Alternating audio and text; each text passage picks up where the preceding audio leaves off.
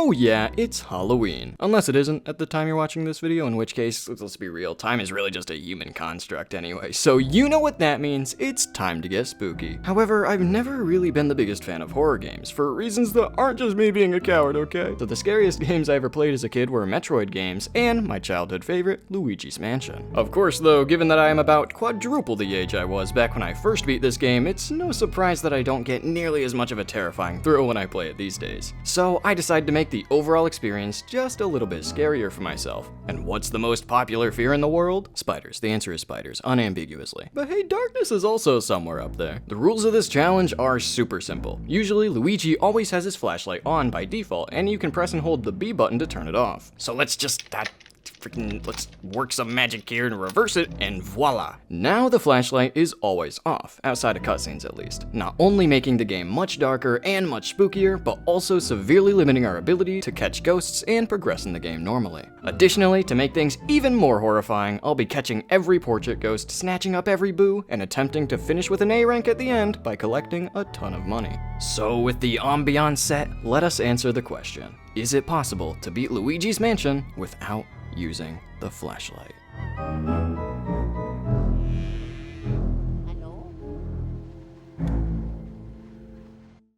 This first section is mostly cinematic, and although the flashlight is the only thing we even have access to, there's no need to ever use it for anything. Oh man, look out, Luigi.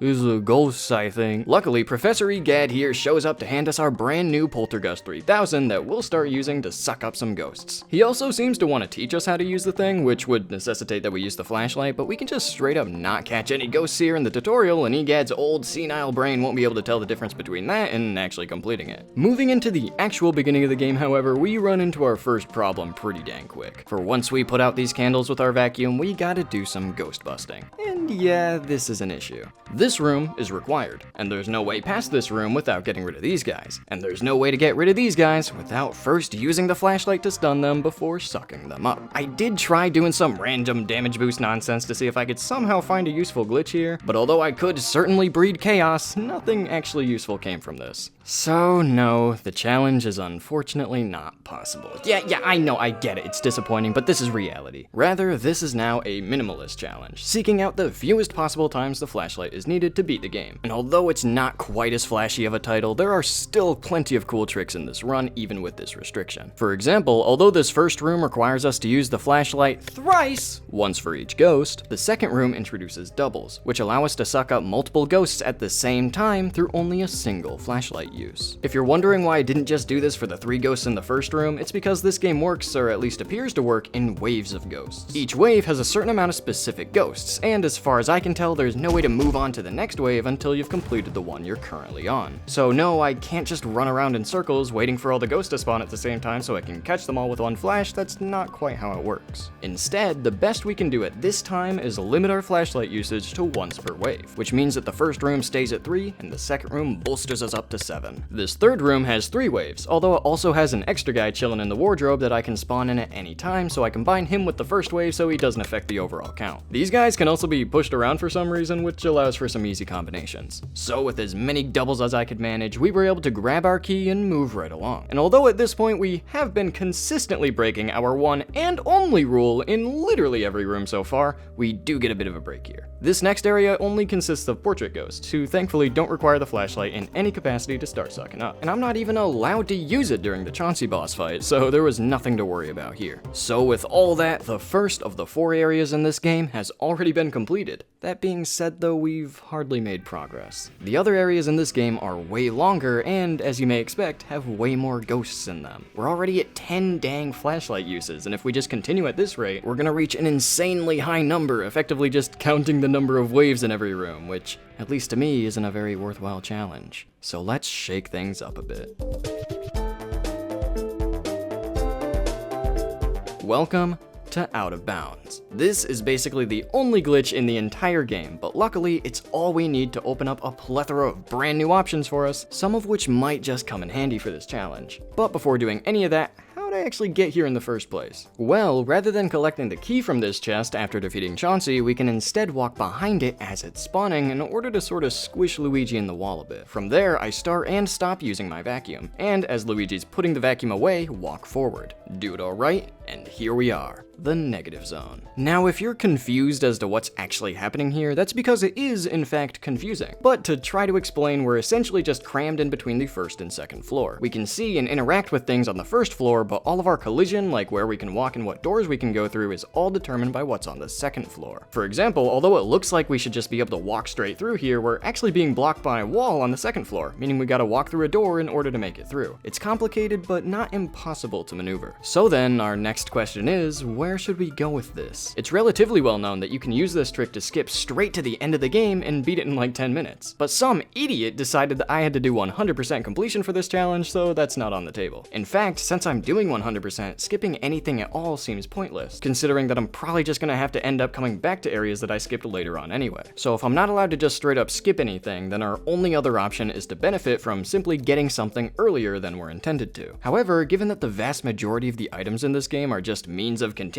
it in a linear fashion, only 3 potentially useful items come to mind: the elemental medallions. These guys allow us to shoot either fire, water, or ice out of our vacuum, which is used to either solve puzzles or, you guessed it, bust ghosts. Any 3 of these coins will probably do the job, so now we just gotta figure out which one would be best to access and how we're actually gonna go about doing that. Immediately, ice seems to be our least likely candidate. First of all, it's on the second floor, making it way harder to access compared to rooms on the first floor, which you can kinda just fall into with the right setup. Additionally, the door to enter the room normally is on goddamn fire, requiring the water metal to put out. But even if I was able to overcome both of those roadblocks and somehow clip into the tea room from out of bounds, I don't think there would be any way to get out of the tea room. You wouldn't be able to just leave through the door since it would still be on fire, there aren't any mirrors in the room, and I promise that's relevant. And although completing the room does usually spawn a boo, which would allow us to save and reset the game, we haven't actually released the boos yet, ruling out that option as well. Ice just simply doesn't seem feasible. On the other hand, water seems like an actually good option. It's nice and close to our current location, really easy to clip into, and only has a single ghost to kill in order to access it. That being said though, the single ghost in question is an ice ghost, meaning it's only possible to suck up once we grab the fire element. So alas, we fall victim to the illusion of choice, with only the fire metal, the first element you're actually supposed to get, seeming to be possible. Well, now that we at least have a goal in mind, let's start thinking of ways to actually get there, as navigation might be a little harder than it usually is. First things first, we have to find a way to get into this hallway, because if you remember, all of our collision depends on the second floor, which has a bit of a wall going on. Luckily, speedrunners have cracked this code long before we got here, so the answer is pretty clear. All we gotta do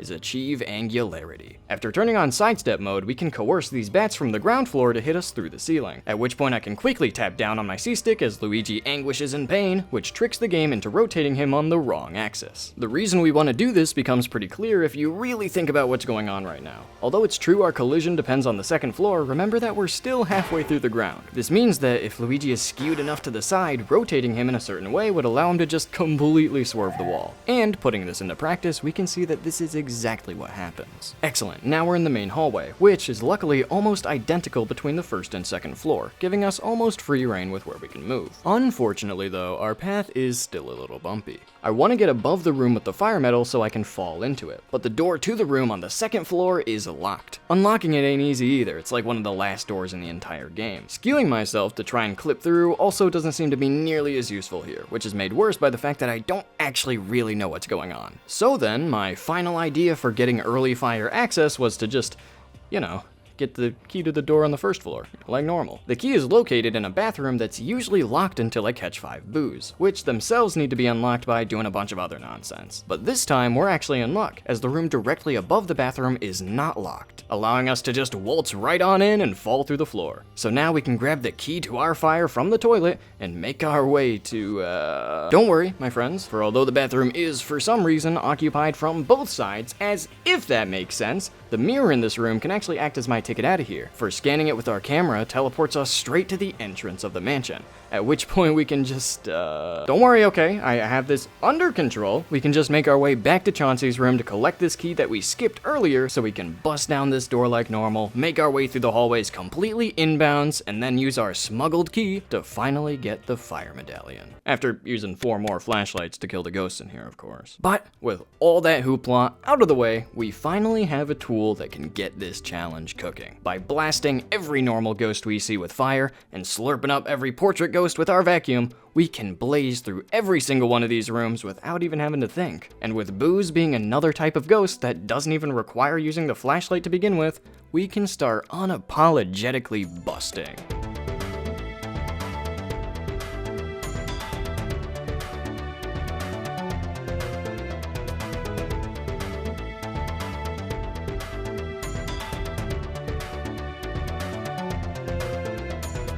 Dang it. Okay, so apparently you gotta use your flashlight in order to make this fortune teller ghost appear so you can give her all of Mario's garbage. It's not too bad though. We can minimize it to only one flashlight use by just making sure we have all 5 of Mario's items before talking to her, evening us out to a clean 15 flashlights. But now it's back to bustin', baby. Whoa! As you can tell, now that we've made it through the initial rough patch, the entire rest of the game is a dang cakewalk. But of course, we still gotta do a couple things for 100% completion. Collecting all the booze is obviously no problem flashlightless, and apart from the fortune teller, nearly every single portrait ghost in the entire game, including the optional ones, are centered around using the elements, and obviously we have no quarrel with those. The only other portrait ghost that really put up a fight of any kind was Van Gogh, who abused the element's only weakness, limited use. We got a finite amount of juice in the tank at all times before we run out and gotta refill. And this dude makes us fight, what is it, like 21 ghosts in this room with only 1 meter of gas. Luckily, by very carefully using our flame and being sure to hit all of the currently spawned ghosts at once with each shot, we were able to barely conserve enough fire to make it through the fight. Seriously, I was fighting the boo afterwards and completely ran out after only like 3 more little poots. I was towing the line big time. Oh, also, speaking of the boo fight afterwards,